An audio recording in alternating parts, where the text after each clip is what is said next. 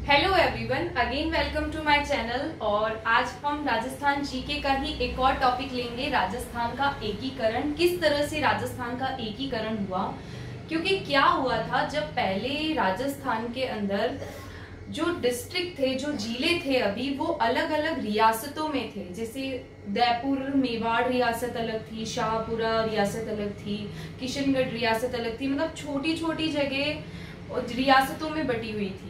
फिर ये जब स्वतंत्रता हुई तब ये सब मिक्स हुए और जिले बने। तो वो किस तरह से हुआ, कैसे कैसे पूरा हुआ, किन किन लोगों का उसमें योगदान रहा और कितने चरणों में पूरा हुआ, क्या क्या प्रॉब्लम्स आई, कौन सा जिला पहले जुड़ा, कौन सी रियासत पहले जुड़ी, ये सब इस टॉपिक के अंदर आता है, जिसको हम अभी कवर करेंगे। तो अगर राजस्थान के जीके के अंदर आप जितने भी कॉम्पिटिटिव एग्जाम देखो तो एकीकरण में से एक या दो क्वेश्चन आता ही है। बहुत ही इजी टॉपिक है, सिर्फ ट्रिक्स याद रखनी रहती है और कुछ भी नहीं है इसके अंदर। तो मैं आपको ट्रिक के मेथड से ये पूरा आपको एक्सप्लेन करूंगी। राजस्थान का जो एकीकरण था वो 7 चरणों में पूरा हुआ था। कितने चरणों में पूरा हुआ था? 7 चरणों में। ठीक है। अगर हिंदू संस्कृति में हम देखें तो हिंदू संस्कृति में जब शादी होती है तो 7 फेरे होते हैं। ठीक है। तो 7 फेरे में शादी संपन्न होती है, 2 लोग एक हो जाते हैं। उसी तरह से राजस्थान का जो एकीकरण है वो 7 चरणों में कंप्लीट हुआ। ये क्वेश्चन आया हुआ है, तो ये आप ध्यान में रखें कि राजस्थान का एकीकरण कितने चरणों में कंप्लीट हुआ। तो वो है 7 चरणों में। ये क्वेश्चन आया हुआ है, कितने चरणों में कंप्लीट हुआ? 7। ठीक है। दूसरा क्वेश्चन बनता है कि राजस्थान का एकीकरण होने में कितना वक्त लगा। तो इसमें वक्त लगा है आपका 8 वर्ष 7 महीने 14 दिन। 8 वर्ष 7 महीने 14 दिन। 1948 में शुरू हुआ था, 1956 में खत्म हुआ। ठीक है।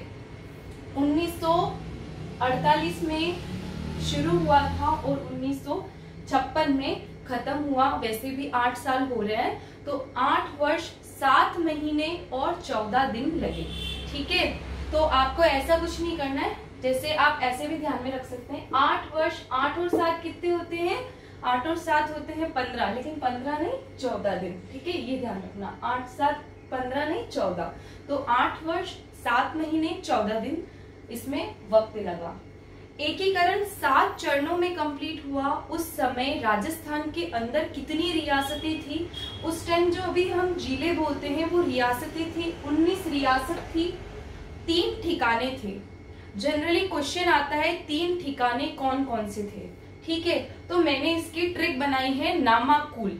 ठीक है। आपको क्या ध्यान में रखना है? नामाकुल। ठीक है। तो कैसे होगा? 3 ठिकाने नामाकुल थी। ठीक है। यानी कि नीमराना,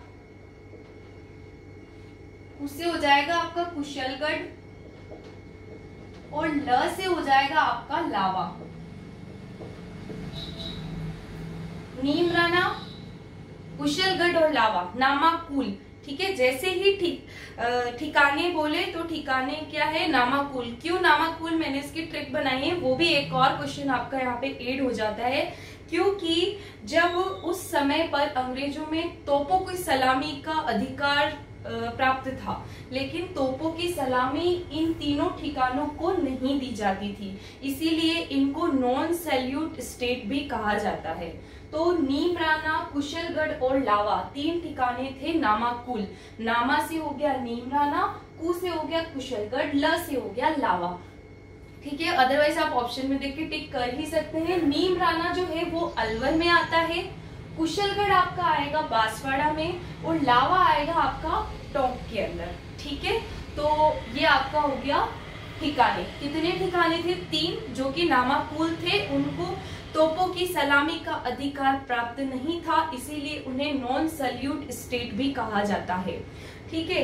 एक और चीज, जो मेवाड़ है उदयपुर उसके अंदर आता था, तो उसको 19 तोपों की सलामी का अधिकार प्राप्त था। क्योंकि वहां पे क्या था, जब अर्निंग, जो उनकी आर्थिक स्थिति थी वो सब कुछ अच्छी थी, राजा भी अच्छे थे, तो उनको 19 तोपों की सलामी का अधिकार प्राप्त था, यानी वो स्ट्रांग थे सबसे ज्यादा।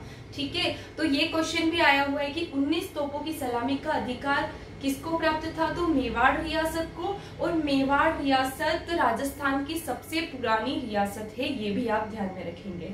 ठीक है, एक और चीज, किशन शाह, एक आदमी है किशन शाह, उसको तोपों की सलामी का अधिकार प्राप्त नहीं था। वो बहुत ही मतलब जैसे क्या कह सकते हैं आप, उनको दयनीय स्थिति में था, है ना, उनको बिल्कुल तोपों की सलामी का अधिकार नहीं था, किशनगढ़ और शाहपुरा को। तो मैंने आपको क्या बताया, किशन शाह, किशन से हो गया किशनगढ़ और शाह से हो गया शाहपुरा।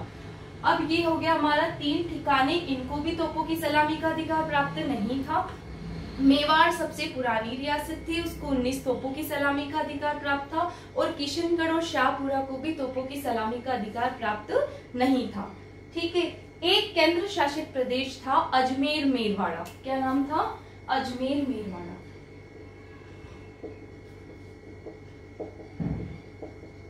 अजमेर मेरवाड़ा आपको ध्यान में रखना पड़ेगा कि उस टाइम पे केंद्र यानी यूनियन टेरिटरी किसके अंदर थी, राजस्थान में। अभी हम यूनियन टेरिटरी इंडिया की बात करते हैं, लेकिन उस टाइम राजस्थान में भी केंद्र शासित प्रदेश था जो कि इनको सबको चलाता था, और वह क्या था, अजमेर मेरवाड़ा। ठीक है, अब हम बात करते हैं कि राजस्थान का एकीकरण 7 चरणों में पूरा हुआ, तो इसमें कौन कौन से चरण है और क्या क्या उनके नाम है। तो देखो, सबसे फर्स्ट है मत्स्य संघ, दूसरा है आपका पूर्वी राजस्थान संघ, तीसरा है आपका संयुक्त राजस्थान, और चौथा है आपका वृहद राजस्थान, और पांचवा हो गया संयुक्त वृहत्तर राजस्थान, राजस्थान संघ, और अभी जो आधुनिक राजस्थान है। इन 7 चरणों को याद कैसे रखेंगे। सबसे पहले संघ है मत्स्य संघ। सबसे पुराना जो संघ था वो कौन सा था, मत्स्य संघ। जब भी कोई छोटा बच्चा होता है तो उसको 2 ही चीजें याद करवाते, क्या याद करवाते, कि मछली जल की रानी है। ठीक है, अब मछली जो होता है संस्कृत वर्ड उसका क्या हो जाएगा, मत्स्य। ठीक है, तो ये हो गया आपका मत्स्य संघ, सबसे पुराना, सबसे फर्स्ट। ठीक है, और उसको एक और चीज हम क्या याद कराते हैं, वो है हमारी ABCD। ठीक है, तो मत्स्य संघ में 4 रियासतें थी, वो ऐड हुई थी। कौन कौन सी, अलवर, भरतपुर, करौली और धौलपुर। ठीक है, ABCD छोटे बच्चों को क्या क्या सिखाते हैं, मछली जल की रानी और ABCD। ठीक है, तो मत्स्य संघ हो गया, अलवर, भरतपुर, धौलपुर, करौली, ये आपका हो जाएगा 4 रियासतें मत्स्य संघ में ऐड थी। ठीक है, दूसरा आएगा आपका पूर्वी राजस्थान। देखो, पूर्व जो होता है वो दिल्ली के पास में था, तो सबसे पहले पूर्व वाला जो पोर्शन था पूर्वी राजस्थान संघ वो ऐड हुआ। ठीक है, तो इसके अंदर मैंने ट्रिक बनाई, इसमें 9 रियासतें ऐड हुई थी, विलय हुई थी, मिक्स हुई थी दूसरे चरण में। तो 9 रियासतें, एक राजा है किशन प्रताप शाह, क्या नाम है उनका, किशन प्रताप शाह। वो उनके यहाँ पे कोई नौकर काम करता है, उसका नाम है बाबू। ठीक है, वो बाबू को बोल रहे हैं, अरे टोक रहे हैं, क्या कर रहे हैं, वो टोक रहे हैं कि भाई यहाँ से जाले साफ कर दो, जाले साफ कर दो। क्या बोल रहे हैं, जाले साफ कर दो। तो किशन प्रताप शाह, किशनगढ़, प्रतापगढ़ और शाहपुरा, 3 ये हो गए, किशनगढ़, प्रतापगढ़ और शाहपुरा। बाबू उनका नौकर है, तो बांसवाड़ा और बूंदी। ठीक है, को हो गया आपका कोटा, टोको से टोंक हो गया आपका, झाले लेंगे, झाले से हो गया आपका झालावाड़। 9 रियासतें आपकी यहाँ पे कंप्लीट हो जाती है। इतनी सिंपल सी ट्रिक है कि किशन प्रताप शाह जो है वो एक कोई महल में रहते हैं, उनका एक नौकर है बाबू, वो बाबू को बोल रहे हैं, भाई बाबू को टोक रहे हैं, क्या टोक रहे हैं कि भाई जाले साफ कर दो। तो क्या हो जाएगा, किशनगढ़, प्रतापगढ़, शाहपुरा, किशनगढ़, प्रतापगढ़, शाहपुरा। बाबू को टोको, बाबू से हो जाएगा बांसवाड़ा, और बूंदी को से हो जाएगा कोटा, टोको से हो जाएगा टोके, और झाले साफ करने से हो जाएगा आपका झालावाड़। यानी कि यहाँ पे 9 रियासतें आपकी ऐड हुई, किसमें, पूर्वी राजस्थान संघ में। सबसे पहले मछली जल की रानी से मत्स्य संघ हो जाएगा आपका ABCD, जिसमें 4 रियासतें ऐड है, फिर आपकी 9 मिली। उसके बाद में तीसरा आएगा आपका, तीसरा इसका नाम है संयुक्त। जब पूर्वी में थोड़ा सा बड़ा पोर्शन मिला दो तो वो संयुक्त बन जाएगा। ठीक है, उसमें आया था आपका उदयपुर, यानी कि मेवाड़ रियासत को ऐड किया। फोर्थ हो जाएगा वृहद। वृहद का मतलब है बड़ा। तो राजस्थान के बड़े बड़े जिले कौन से हैं?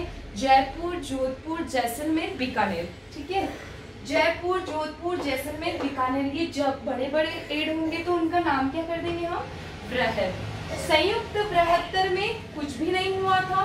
और राजस्थान संघ में क्या हुआ था? राजस्थान संघ में सबसे लास्ट में जो एड हुआ वो है सिरोही डिस्ट्रिक्ट, और अभी जो है वो आधुनिक राजस्थान होता है। तो इस तरह से ये 7 चरण हुए। वापस से बता देती हूँ। मत्स्य संघ, पूर्वी राजस्थान संघ, पूर्वी राजस्थान में उदयपुर मिला दिया तो संयुक्त हो गया। संयुक्त में वृहद मिलाया, वृहद में वृहद, जिसमें 4 आपके डिस्ट्रिक्ट हो गए, जयपुर, जोधपुर, जैसलमेर, बीकानेर। उसके बाद दोनों मिक्स होके संयुक्त बृहत्तर राजस्थान हो गए। और राजस्थान संघ में सब छठे संघ में मिला, छठे चरण में सिरोही को ऐड किया।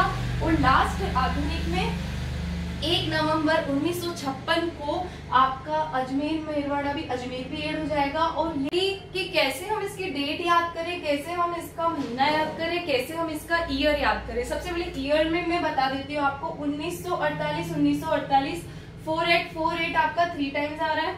ठीक है, 4949 2 टाइम्स आ रहा है। फिर 50 हो जाएगा एक बार, और एक बार 56 हो जाएगा। तो 56 को तो कंप्लीट राजस्थान ही बन गया आपका। ठीक है, तो ये 3 बार तो आपको 48 लिखना है, 2 टाइम्स आपको 49 लिखना है, और 1 टाइम आपको 50 लिखना है। देखो लाइन वाइज ही आ रहा है। और 1956 को हमारा राजस्थान बन गया था कंप्लीट। अब हम बात करें महीना कैसे याद करें। जब छुट्टियां आती है तो हम मम्मी को बोलते हैं कि मामा के घर जाना है। ठीक है, तो मामा के घर चलो अम्मा। ठीक है, मामा के घर चलो अम्मा, मजे करेंगे नवंबर में।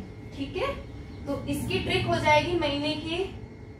मामा के घर चलो अम्मा,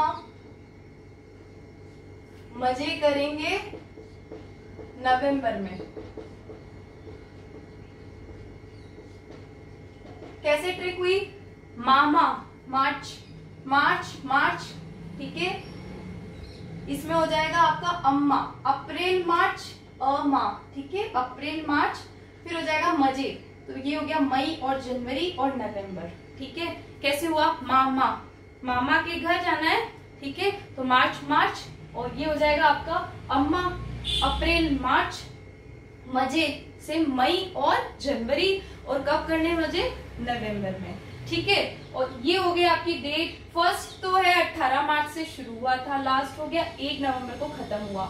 ये आपको एक 4 नंबर की तरह याद रखने पड़ेंगे।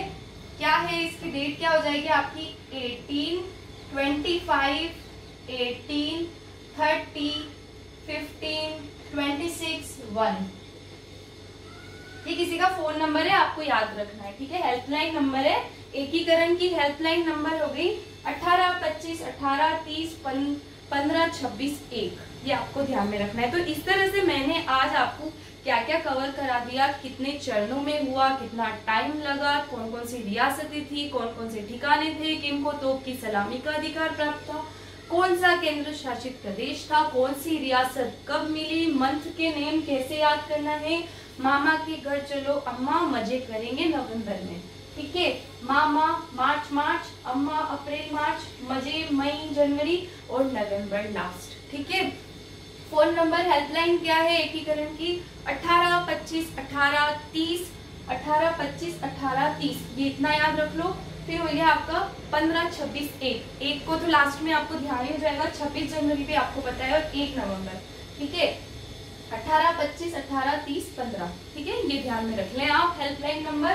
और इस तरह से एकीकरण आपका कंप्लीट हुआ था। अब इसमें बच रहे हैं आपके प्रधानमंत्री और राज प्रमुख। उसकी भी 2 ट्रिक है, वो आपको अच्छे से मैं नेक्स्ट वाले पार्ट में समझा दूंगी।